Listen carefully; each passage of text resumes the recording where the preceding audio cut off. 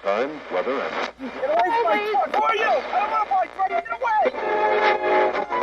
Case the various...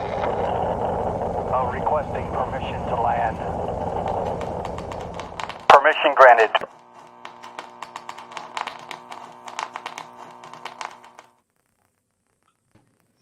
Hi, everybody. Welcome to our channel. Hi. This is Mark Fisher with our Scientology Stories Peeling the Onion, and we're doing a simulcast with Blown for Goods channel, which is Marc Headley and Claire Headley. And of course, my co-host, Janis Gillham Grady, is here as well. Hi, everybody. Welcome to the channel. Hi. So we're simultaneously streaming on both our channel and Marc and Claire's channel. So you can watch us on either one. But if you haven't subscribed to our channels, please do so. You know, I'm sure subscribe to Marc and Claire, subscribe to us. We'd really appreciate it. And how's everybody doing today? Good. I'm good. It's Thursday, so things are looking up. and it's after 2. It's Thursday after 2, so that's a good thing, Yay. Right? Yeah, so hopefully we all had our stats up for the week, and we, gonna have a good weekend. Absolutely. So what's going to happen? I turned my stats in just before I came in here. Oh, Nice. Can you guys hear me? Yes, we can hear you. Your mic's crackling in my ear a little bit, Mark, but now it's good. Anyway, okay, what we're going to do is we're doing a show here talking about parenting after Scientology, but then it's going to lead directly into Mark's show with Mitch Brisker. And so you don't have to leave the channel. It's just automatically going to transfer you over so you can watch both shows together. And that's how we've set it up to make it nice and smooth for the viewers out there. So anyway, we wanted to welcome everybody here, and we're going to go ahead and get started. I was going to ask Claire and Janis and Mark. I never had kids, unfortunately. I never had kids after the Sea Org. But go ahead, Claire and Janis. How many kids do you have, and what are their ages? Sure. So speaking for Mark and I, we have 3 boys. So in my case, I have 4 boys. Count Mark. I think it's Claire's mic that's crackling, unless I crackle too when I talk. No, you don't. It's Claire's mic, yeah. Your mic is crackling, babe. Oh, that's not fun. Just switch it off and switch it back over. But I'll talk while Claire is fixing that. Okay. We have a 10-year-old, a 15-year-old, and a 17-year-old. And I think the crazy thing for me is seeing them at certain milestone ages, like when Claire was 4 when her mom joined the Sea Org. So when our firstborn son was 4, you think like, oh, how would it be if we just leave this guy with some people and maybe see him an hour a day or maybe even once a week? And I can't even fathom having a dog that I see once a week. Yeah. Much less a child. Right. So that's right. It's the wildest. It is very it's one of those things that I can't wrap my head around how my mom thought that was a good idea, or that was even something that you could do. Claire's back. Can we hear you now, Claire? Are you there, Claire? No, she went out again. No. Janis, how many kids do you have? Go ahead. I have 2. I have a 32-year-old boy and a 29-year-old girl. And then I have a 3.5-year-old granddaughter. Right. But I agree with Mark. Is like, as my kids hit certain ages, I was like, what were my parents thinking? And while my mother, left 3 children on the Royal Scotsman on a ship in the middle of the Mediterranean while she was in America and didn't see us. She saw us maybe 3 or 4 times in 5 years. And my dad didn't see us at all from the age of 12 to 17. And they were proud of us, but it's like, my mother said she petitioned to have us returned to her. But that was denied. Wow. But she did not pursue it and say, hey, wait a minute. And she thought we were in good hands. So basically, you all basically can imagine after having kids, your parents leaving you in the Sea Organization, right? It just doesn't make any sense at all, did it? Yeah. No, No, It's not at all. literally unthinkable that what they did. Like, to me, I just can't even, it wouldn't even be, it wouldn't, I would want to say that there would be, in no scenario would I be okay with that situation. Like, I would just be like, no, that's not, like, oh, they're going to go and, well, who are they going to be with? Where are they going to be? When are they going to, it would be so much that it would just be like, oh no, this is ridiculous. This is, it's unthinkable. Yeah. Okay, Yeah. so Janice, I know you were pregnant with your son John when you left the Sea Org, and that's one of the reasons why you left. Mark and Claire, and when did you all decide that you were going to start a family and have children? And what was it like when you first found out you were pregnant and you were going to have babies? Same for you, Janice. Yeah, so I would answer to that. Obviously, when we escaped, it was like start your life over again. Mark jokes that we never planned to have children yet, but but of course, we always wanted kids, and so Mark escaped in the beginning of January 2005. I followed 3 weeks after that, and by I think it was May or June. I was pregnant, and that was just amazing. It was like, wow, new beginnings, right, Mark? Yeah, I mean, we had our first kid like a year after we had escaped, so Yeah. it was pretty much, it was pretty much about a year and a few days. That's how close it was to when we had our first son. But yeah, it really, really made me change my whole concept of Scientology and how they treat a family, because they're always, it's all about the group and your family and your second dynamic and your third dynamic. In the end of the day, they don't care about any of that. Like, it doesn't even factor in to any decision-making skills. It's just like, oh no, the kids need to just be gotten away as a distraction. We just got to move them away so we can get all this work done. And when you have kids, it's almost like it's all about the kids, and everything else comes after that. Even each other. Like, the kids come first, and then we deal with us. And in Scientology, the kids they might not even make the list of things we're worried about.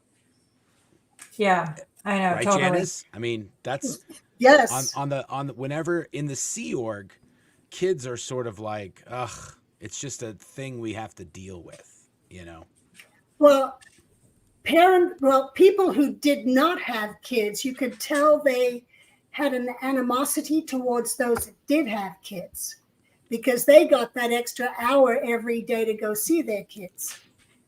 Or if you're, what? I was going to say, that is exactly what I witnessed too. You'd see the other Sea Org members or the other staff would be like, you'd see, oh, where's blah, blah, blah. Oh, they're off with their kid. They're at Family time for an They're hour family a day, time, yeah. and they're being, criticized and berated for basically taking an hour off in the middle of the day. Yeah. Or on family day, they all got to take their kids for the whole day. And if you didn't have kids, you didn't get the day off. Hey, Mark, somebody's saying in the chat, your volume's a little low on your microphone. Is there a way you can turn it up? Yeah, sure. There you go. Oh, that's much better. Sorry about that. Well, let me ask you both a question, Claire and Janice and Mark. So when you get out, obviously Janice was pregnant when she got out, and then Mark and Claire, you were just starting your life outside of Scientology. How scary was it financially to go, I've got a kid coming right now, and I still have to set up my career? I mean, what was that like?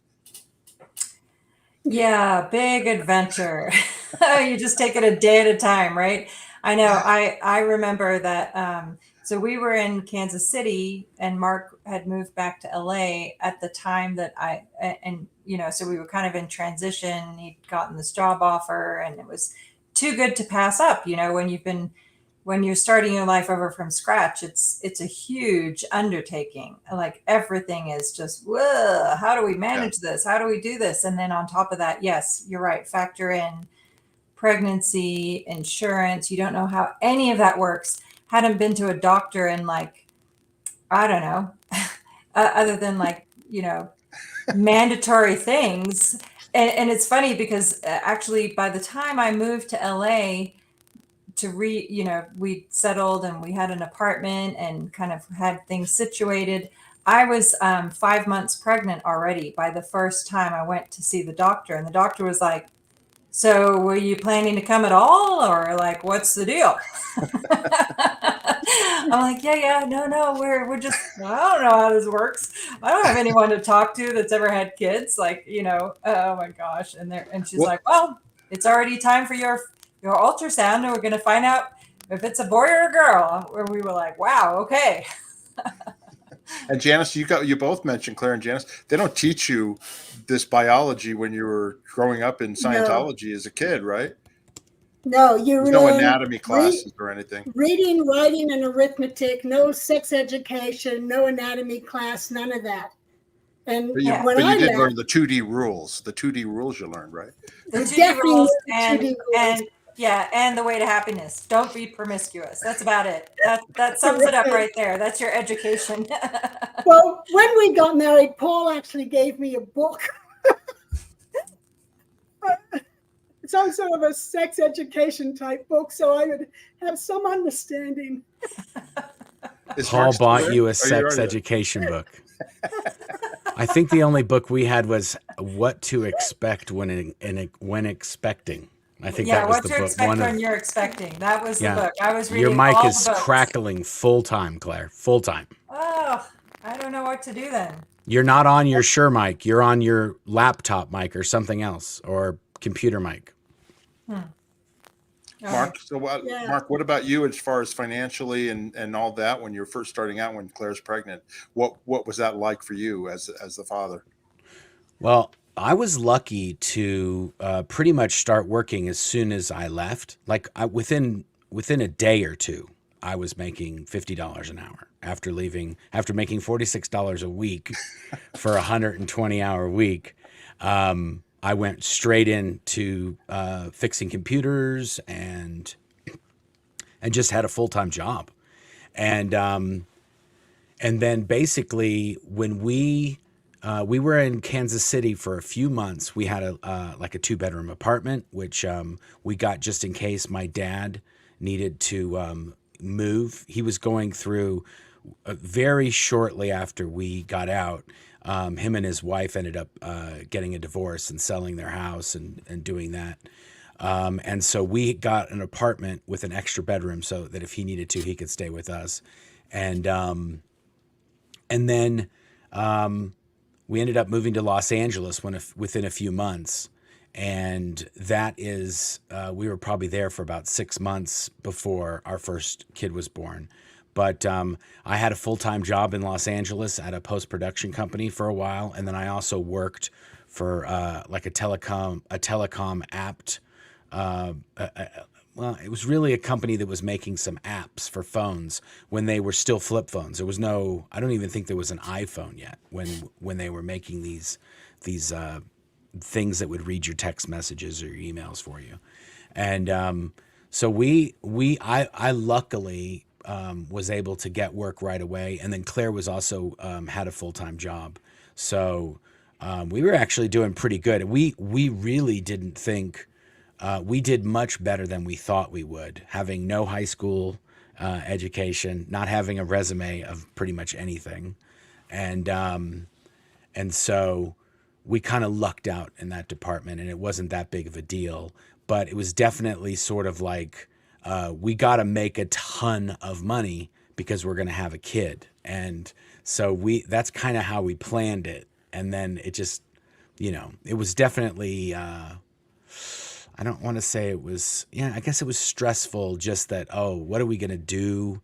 How are we going to do this? We don't have a good template to follow from our mothers. So it was sort of like, learn as you go. Yeah, this is not, we had a low bar set by my mom and Claire's mom. So it was sort of anything that Claire did would be better than either of them. And the fact that there was a dad involved was a bonus. So it was sort of like, okay, great. You know, I mean, my dad was around, but him and my mom split up, and he didn't want to make any trouble because he knew because he wasn't a Scientologist, then he'd get cut right off. So he kind of played it safe when, you know, things my mom wanted us to do Scientology stuff or, you know, do that, follow along with that whole, you know, culture. My dad was just like, ugh, I don't want to make trouble because otherwise I'll never talk again. And Janice, you and Paul had a totally different experience, didn't you? Financially and everything when you got out, right? Why don't you tell that story? Yeah. Well, we left and we went to my brother who had left 8 years before. And I was 1.5 months pregnant, but I thought I was further along. So my sister-in-law was like, well, we've got to get you in for a doctor's checkup. And I'm like, a doctor? Anyway. How many months when you went for your first appointment? Oh, no, it was, well, here's the story. It was just 1.5 months, but I thought I was further along. Oh.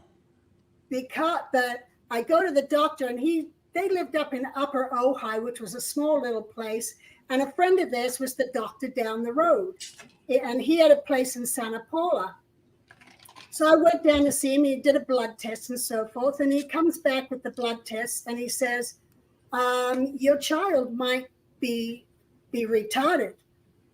And so we want to do further testing. And they couldn't so they wanted to put me in for an amniocentesis. Yeah.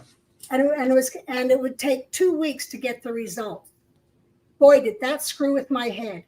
For 2 weeks, just wondering what kind of child was I going to have, and I have no money, and what am I going to do? So they did the amniocentesis, and that's when they found out that my dates were off, and that I was going to have a boy, and everything was fine. But that 2 weeks was pure hell, and I was like, I'm not coming back to doctors. That was my one and only real experience with a doctor. Wow. So anyway, that was my start of having a perfectly healthy son. But, How about financially, though? How about financially? Financially, we had very little money. You know, we had some bonus money we'd saved up, but Paul had been on the RPF for a while, and so he'd used that when he tried to escape at one point. He'd used up some of that on a hotel. So I contacted Marshall Goldblatt, who was a wealthy Scientologist. And I told Marshall, I called some other Scientology friends, and they were like, sorry, can't help you, you've blown. And so I called Marshall, and I said, I don't want money, I'll do something in exchange. And it's still there. Yeah, I thought it was Claire, but now it's happening even when she's not on. So I think it might be something with StreamYard. Yeah, I don't hear you either. I don't hear any buzzing at all. So. Yeah. Anyway, so I contacted Marshall, and I had those ASI prints that they were selling for like $3,000 or something ridiculous. Anyway, I called Marshall, and he offered to buy them from me. And I arranged for my dad to drop them off, and he wired me several $1,000s. So I was like, oh, what a relief, you know, because now I at least had $3,000. And then I started babysitting. Can you imagine coming out of the SEAL and babysitting? I was so militant to these children. I was like, okay, let's do something fun. We're going to make cookies. But everything had to be perfect condition. You couldn't spill. You know, I must have just driven those kids nuts, babysitting them, trying to make perfect cookies with no spilling, you know. Yeah, and Mark and Claire, our living situation was we got a 2-bedroom apartment in Vegas. Paul and Janice were in one bedroom. Terry and Fernando were in the other bedroom. And I slept on the pull-out couch while Janice was pregnant because we had no jobs. We were just getting started we didn't even know what a mortgage was, getting into the mortgage business, and it was commission only. So it was like, how are you going to make any money to make ends meet? That was what was so crazy. And Janice, I remember Paul. He pinched every penny, right? He made sure that every penny went somewhere, positive, so that you guys didn't waste money.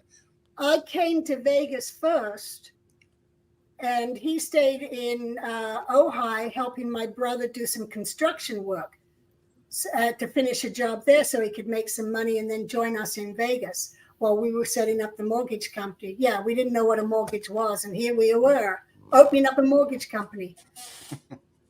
Wow. Yeah. I think that's unanimously something no Sea Org member knows what a mortgage is, right? Well, let me ask you a general question now, okay? Having been in Scientology and then getting out, okay? What are some of the things like?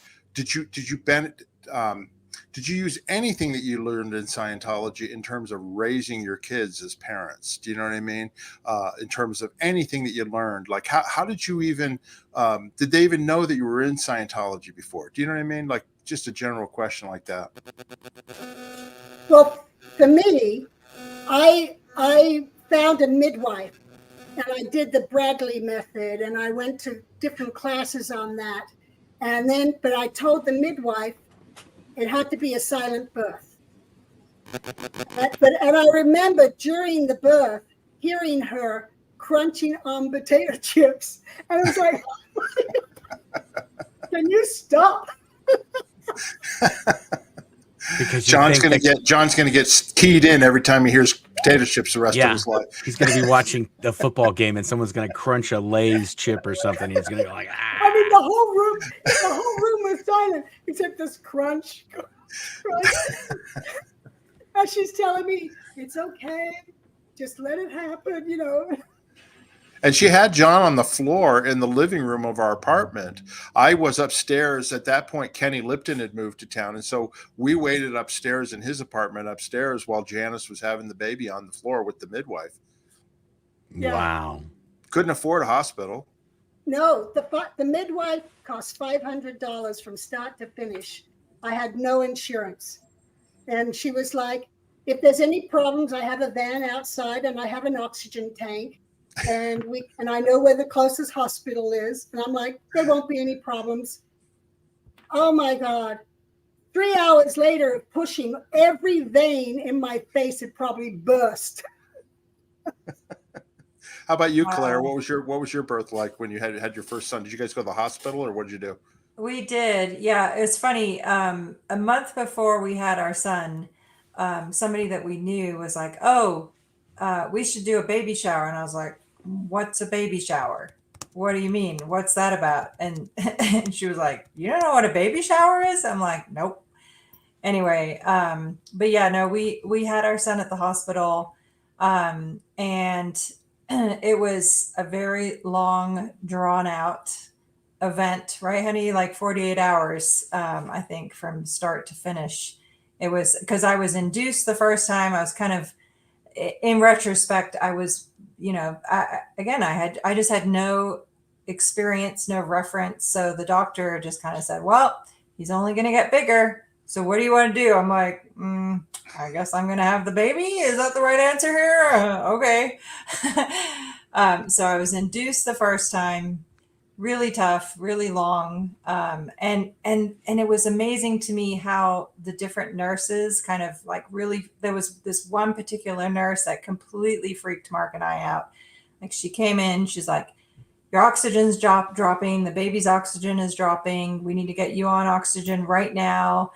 He's got the umbilical cord wrapped around his neck. And we were like, what? What's going on? Anyway, then the next nurse came in who was like, had been around forever, obviously. And she was like, ripped the oxygen off of me. She was like, that's a bunch of nonsense. Everything's fine. You're fine. Everything's going to be okay.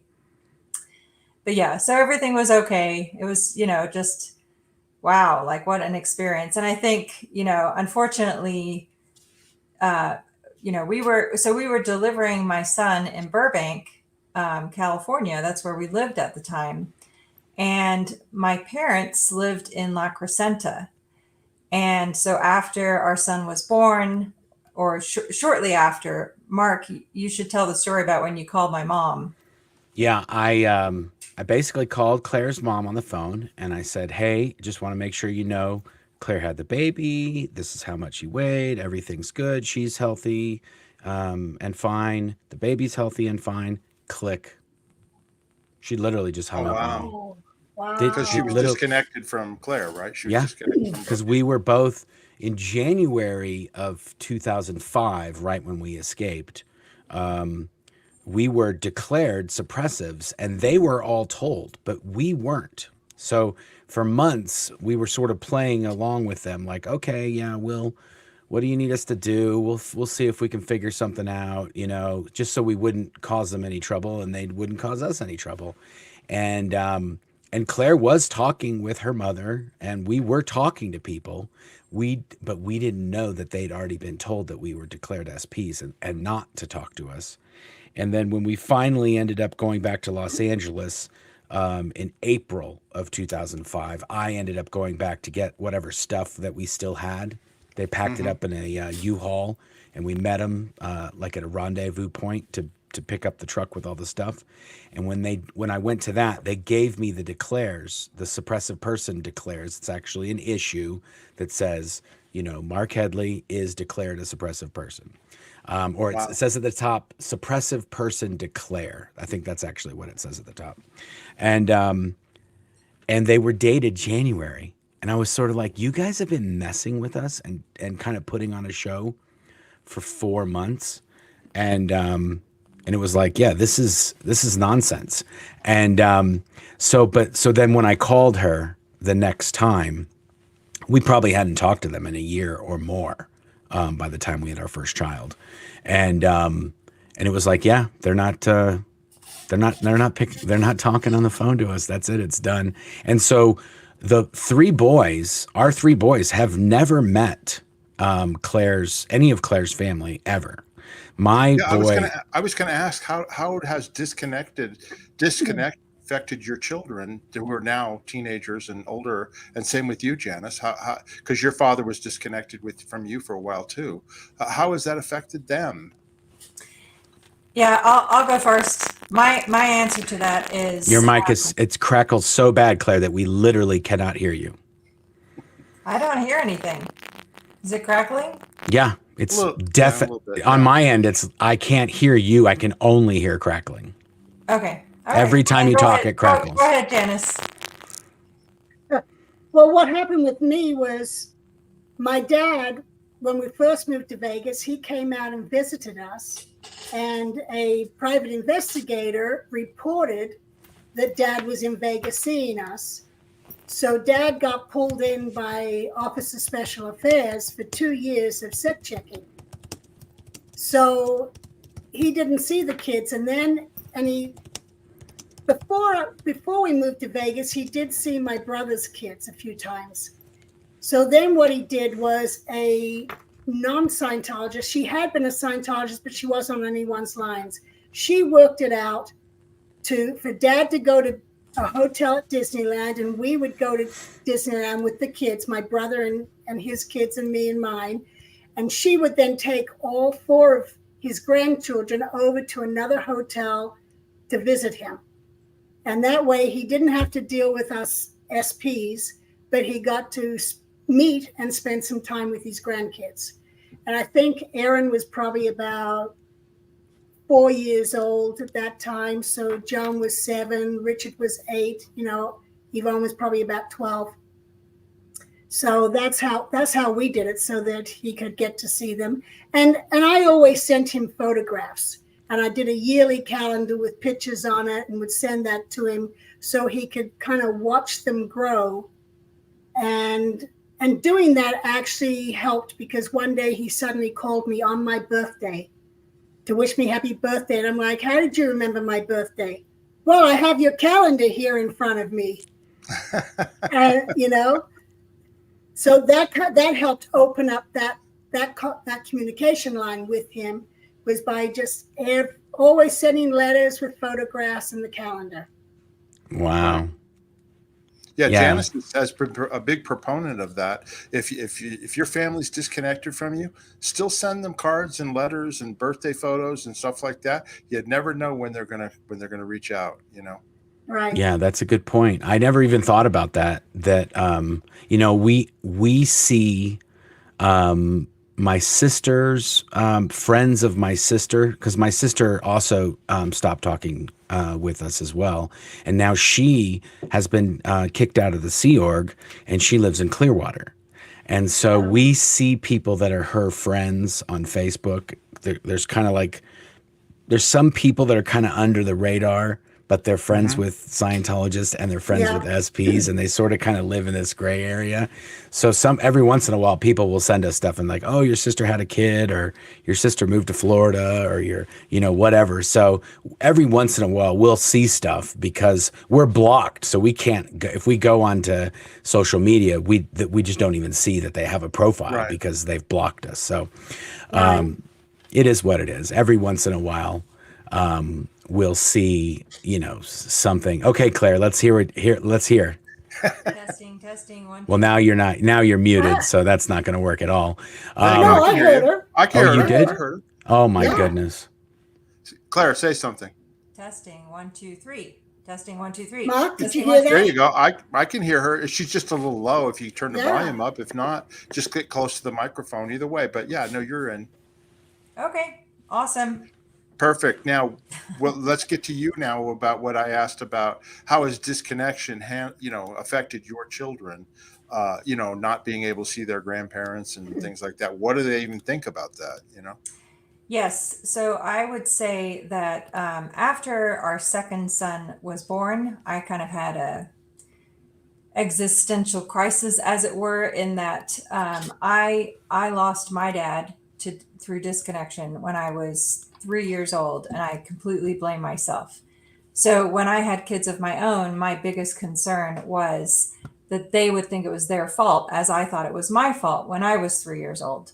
And so when my second son was like a few months old, it really started to hit me like, what am I going to tell my kids when they realize they have no grandparents? And oh my gosh, a lot of emotions were bubbling at the surface. So my decision was to call Dr. Laura and say, Dr. Laura Schlesinger, she's a family therapist in California. She had a radio show.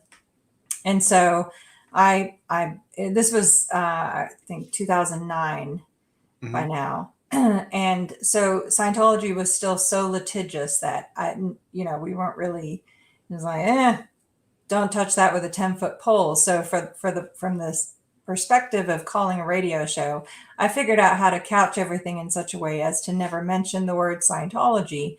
And so I called the first time. I spoke with Kimberly, the screener. I explained the whole story, and she was like, "Okay, you're in line." And unfortunately, that time the show ended before I got on, and then it took me another 4 months to get up the guts to call back. Do it again. And good old Kimberly remembered me and bumped me to the front of the line. I was like, oh my God. And of course, the moment I got on with Dr. Laura, the floodgates opened and I was just bawling my eyes out. I'm like, oh my gosh. But so I asked her, I'm like, what do I tell my kids? I explained the whole circumstance. Like my husband and I were both born into this organization and, whatever. I explained it all in terms that never used the word Scientology. And Dr. Laura was like, I know exactly what you're talking about. This is an organization that represents itself as being about love, and it's not. They shun you. It's leverage, control, and the best thing you can do with your kids is always only ever tell them the truth. And that way you know that they will never go down that path. And it sounds ridiculously simple, but it was just such solid advice. And it really helped me gain perspective that actually the emotions I was feeling was because of my relationship with my parents and my mom and my stepdad and my dad that I lost when I was 3 to Scientology. And so that was my emotions. Unfortunately, I also came to terms with the fact that my family, by their choices, have made themselves strangers to my children. So therefore, it means nothing to my children. They don't know who they are, and therefore I'm not going to insert that loss on them. It has to do with me, not my children. And what I can do as a mom is to surround my kids with unconditional love and teach them what that looks like. Yeah, it's almost like if the Yeah. if the grandparents had died before the kids were even born. They don't even know. Both of my mother's parents were dead when the year I was born. I never knew them, so you have no emotional attachment to them. Janice, how about you? What about you? Yeah, well, my mother had passed away years before I even left the field. So my kids didn't have a grandmother on my side of the family, but Kimma Douglas took on that position as a grandmother for them. And Mike Douglas took on as a grandfather. She was called Grand Kimma. And, there's just the Kim in there, but it's grandma. Yeah. But she took on that job, and they just loved her like a grandmother, and they'd go visit her, or would all go visit her. So they had that substitute. It was good. Yeah. That's nice. I was going to say, we had a discussion with apostate Alex and Janice's daughter Erin, and one of the concepts that my dad pointed out to me after I left Scientology was the concept of love is not present in Scientology. Just we talk about affinity and ARC. It's not the same as love, right? And it's completely missing. And I totally agree with that. You know what I mean? I'd like to get your feelings on that, Mark and Claire. That's not my dog. Oh, is that Janice? I got to mute myself, but I don't see where to mute myself. Sorry. This I can mute you, Janice. I can mute you, Janice. Go ahead. I got it. There we go. Okay. Go ahead, Claire. It is very strange how love has been removed from the terminology of Scientology and its affinity in its place. And in fact, in the TED Talk that I drafted, that I did on the Blown for Good channel, I talk about that unconditional love does not exist in Scientology. The love from your parents is entirely dependent and completely on your cooperation and participation in Scientology. And the moment you cease that you're out. You're on your own. See, you wouldn't want to be, so there you go. How about you, Mark? What do you think? Audio challenges today, huh? You said it, not me. I think that I think that's a pretty accurate statement. They really don't value family. They don't value. There's no. It's really just. I think, what do they call it? They call it misemotion. If you have apathy, or if you have, if you love somebody, it's just like, that's just kind of like, you don't need to, emotions are sort of like added and inapplicable. Like we don't need any of that. That doesn't forward our cause at all. How about you, Janice? Can we, is your dog done? No, she says he's still done. Well, I was going to say the other. Okay, I was going to say, though, the other thing is compassion. Compassion is not in Scientology. And empathy. Compassion for other people and empathy. Good point. Yes. Good point, Claire. Yes, very much so. Yeah, no, in fact, if you had empathy or compassion, you were a bad person and not, anyway. Oh, Janice is good now. Here we go. There you go. Hey, go ahead, Janice. Love. Go ahead. Yeah, it is missing. You've got the ARC. Is that really the same? No. No, it's not. So, you pretty much covered what I would have said. Anyway. Well, and then Janice, Hubbard really didn't have any. He never showed any real love towards his family or anything, did he? I mean, in terms of the way that you and Claire probably showed towards your children. No, he definitely did not. He rarely saw his kids, and it took the household unit saying, let's invite the whole family to dinner every night, when we were on the ship. And then the kids started eating with him, but it started affecting their jobs, because if he was still working, Mary Sue and the kids would be waiting. Well, Mary Sue would keep working, but the kids would be sitting around waiting, so he didn't kind of go out of his way for the kids at all. And I felt sorry, to be honest with you, with his kids. I felt sorry for them, Suzette and Arthur, because Hubbard had no real relationship with him, and yet he's supposed to be the paragon of the second dynamic, and the person, the ultimate authority. But his kids had problems in Scientology. They had problems. We had to deal with them. When I worked for Miscavige, Arthur Hubbard was sent to the RPF out at Happy Valley, and we had to deal with him while he was out there, and I felt completely out of place, just crazy stuff. Arthur had a wife and a stepson, and the guardian's office didn't like that her father was a politician in France, and they forced him to divorce her because they didn't want that political connection through France. That's terrible. They don't have that right. Yeah. Exactly. All right. I wanted to ask you another question on a different angle of parenting. How about whose is that? Is that Janice's dog? Yeah, I think the bug man is here, and so the dogs are going nuts. It's all right. Tell me if my audio sounds better now. Mark just bypassed me. Yeah, much better. We're good. Yes. Okay. Sorry, I had a Zoom call and I forgot. Like he was like, "No, check," and I'm like, "I checked," and he's like, "No, you have to check over here." Anyway, he just fixed it. So sorry about that. Perfect. It's perfect. Okay. Cross wires.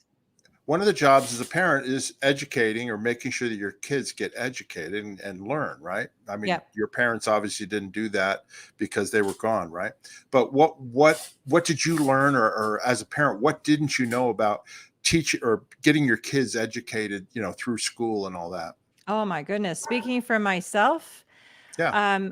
So my family moved to the US when I was 13 years old and never put me back in school.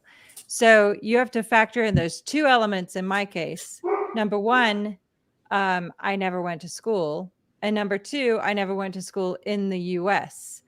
And so for a while, when I first moved to the US, I was literally doing homeschool. I do the quotation marks because what that meant is I would go to the library and study about Ferdinand Magellan and Christopher Columbus. And, I went from English curriculum to American, which is vastly different, completely different, worlds apart, and with no supervision. So when it came to my kids, I was like, oh no, education is not optional, 100%, and it's challenging, especially now that they're teenagers. Like, I don't know that we're necessarily the best yardsticks to be enforcing that on our kids. Like, our kids are smart. So they'll be like, well, you don't have a high school diploma, so why do I need one? And we're like, yeah, no, that's not how this works. Nope. Not optional. You are going to graduate over my dead body. Well, I always had Paul do the homework with the kids. Yeah. Because he at least went to college, where the last public school I did was I finished grade 6 and I did 1 or 2 months of 7th grade. And that was it. So I didn't even go to high school or 2 months of junior high if it starts at 7th grade. So, yeah, I didn't even bother with the homework. I'm like, Paul, you do that. Well, I was going to say, both of you, despite the fact that you didn't get a high school education or whatever, both of you have learned by the seat of your pants and become successful in the fields that you're in. Janice is a mortgage in the mortgage industry, and Claire, you in the finance and accounting industry, as well as other things.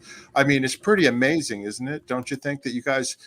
I think it was your determination. I don't know what else. What do you think? What do you equate it with? And why you were so successful, despite the fact that you didn't have a high school education? You go ahead, Janice. Determination. I mean, and belief in yourself. I remember, I worked with you, Mark, and Paul, and Terry and Fernando, and we set up a mortgage company and so forth. And then as time went on, Terry got into being a realtor, and then Paul and I were the ones with the mortgage company still. And I got tired of being with Paul 24 hours, working with him and living with him. It was either go out on my own or divorce him. You did go out on your own too. So I went out on my own.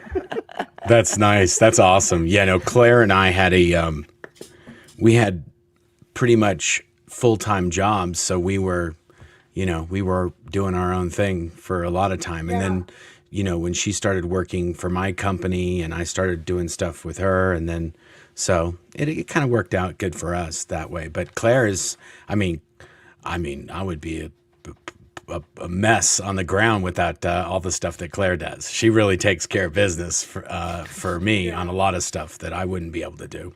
Sometimes that bites me in the butt when he's like, come on now, you can do this X impossible task. There's nothing you can't do. I'm like, wait a minute, come on now.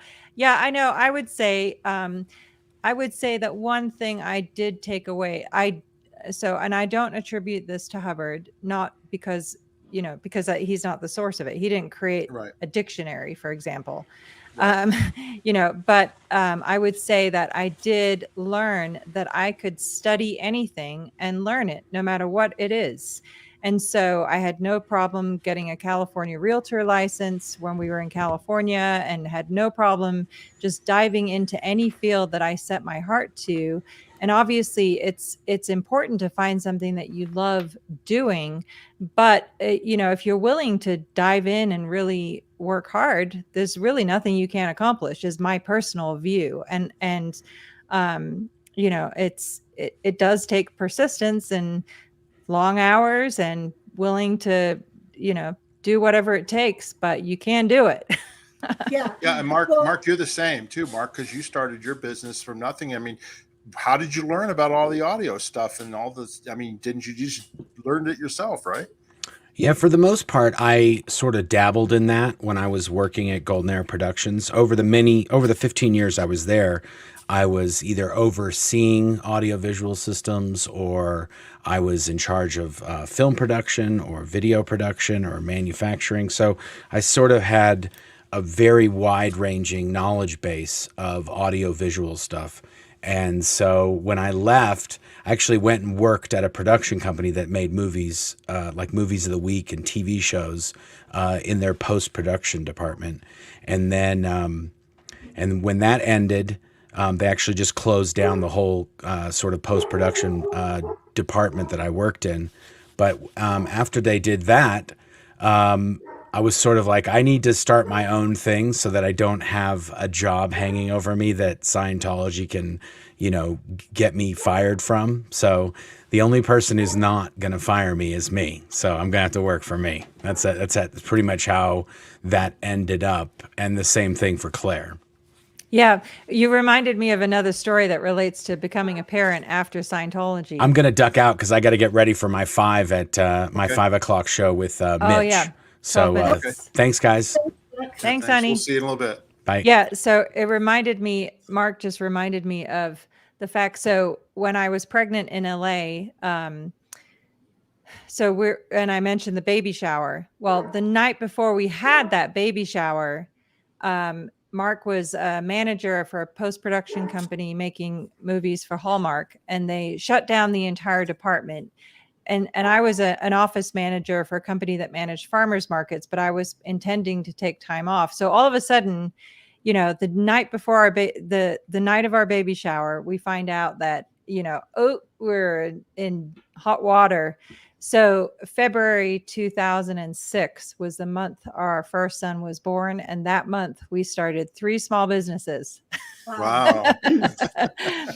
And that's where I discovered I first learned about QuickBooks, and I was like, oh, I love this. This is amazing. And, just dove head first in. And I did all the training and certifications, but I found I had such a love for that. And I've always loved math, of course, but it's just an interesting journey that you find yourself on. And, just would always, and I always tell my kids too, like, do something you love, find your path, do something you love, help people, make the world a better place. That's all we can hope for our kids, right? Exactly. But yeah, when I was going to say, when I went out on my own, I'm going to start a mortgage company by myself and leave everybody else behind. And every day, as I'm driving into the office to paint the walls or get new carpet put down to set everything up, I'm like telling myself, I can do this. I can do this. And I just keep telling myself that. And then if I had to do something else, I'm like, okay, time to step out of my comfort zone. And I just kept pushing myself.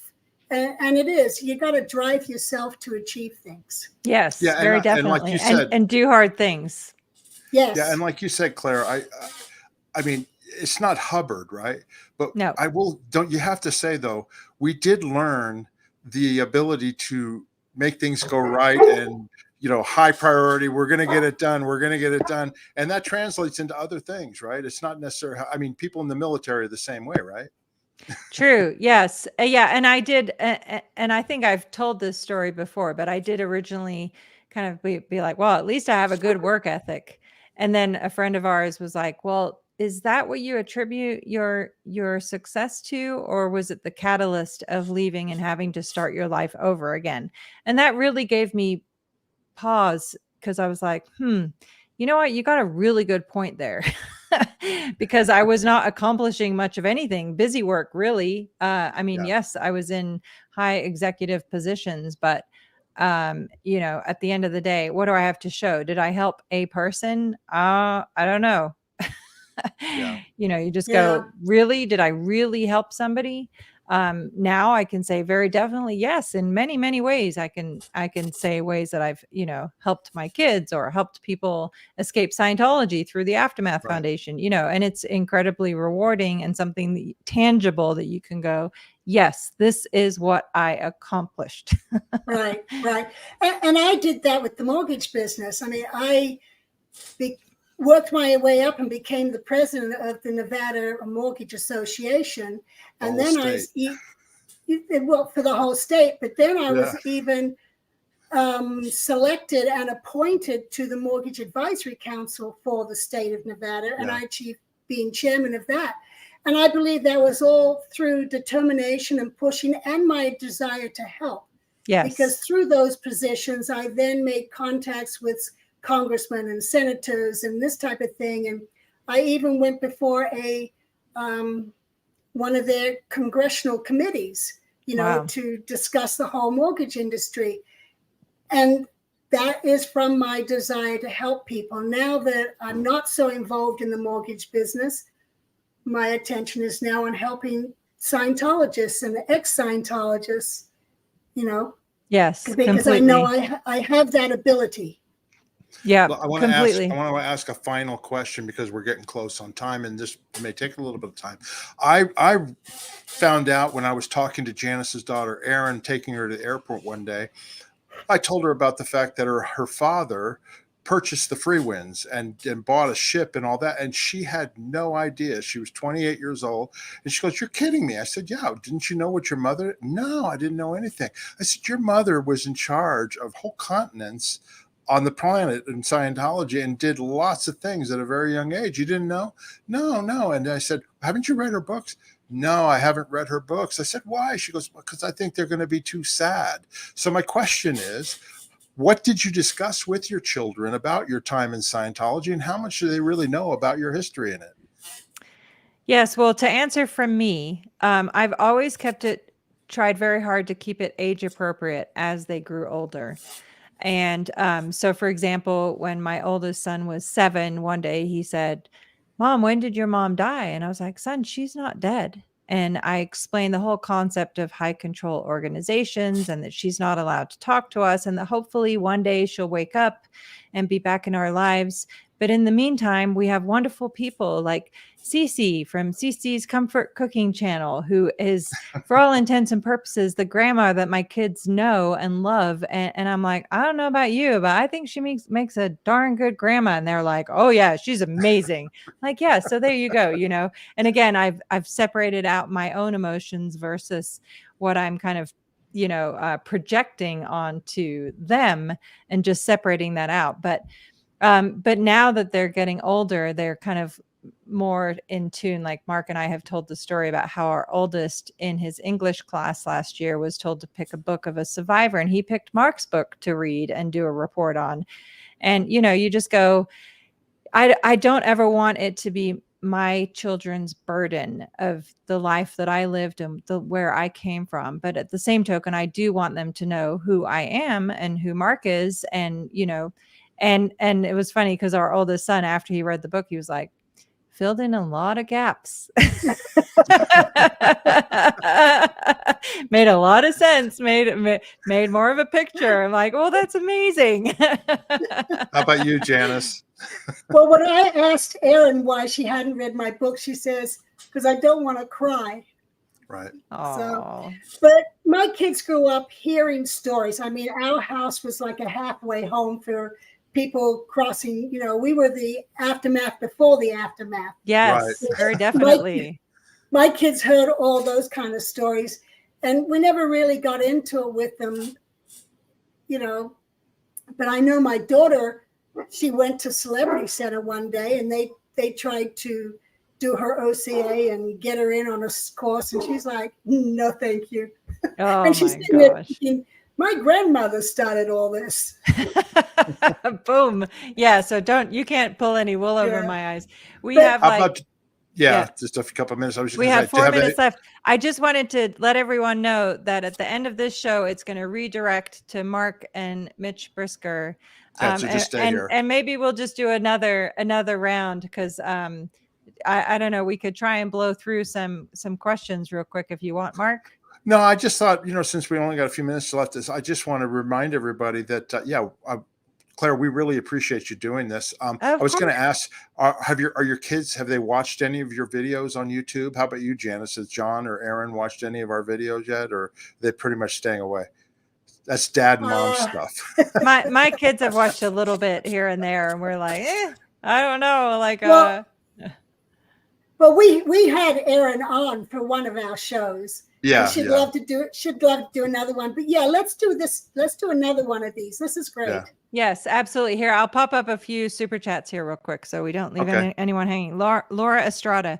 I work with and am an advocate for autistic kids. Throughout the horrible neglect stories Claire, you rock had shared, I often wondered how parents handle special needs in this selfish cult, if at all.